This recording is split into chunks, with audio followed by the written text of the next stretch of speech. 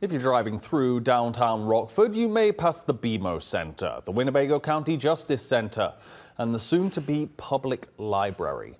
23 News reporter Kaylee Randall sits down with the business behind these landmark structures to learn about how Scandroli Construction approaches a new generation of building.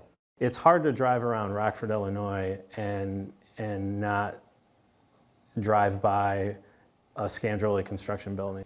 Very proud of that. Scandroli Construction has built a name for itself within the city of Rockford after having a hand in many well-known buildings.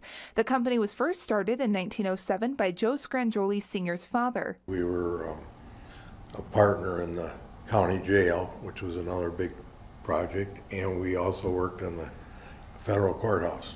But it's more than city pride for the construction family. Joe Scandroli Sr. first laid down the foundation for what is downtown Rockford's premier entertainment venue. In 1979, we were awarded the first phase of the Metro Center.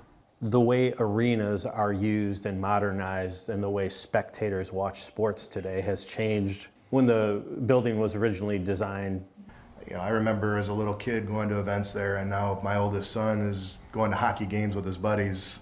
And now the Scandroli brothers get to take on their father's original work from the 70s and keep it relevant into the new millennia.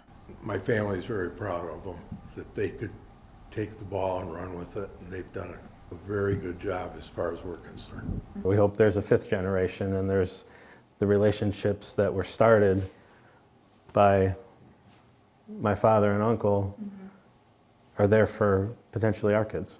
Both sons say they always expected to take over the family business and work alongside their father. On the weekends, I would ride with my dad, and we'd go out to job sites, and it would maybe be the time that the foundations were going in.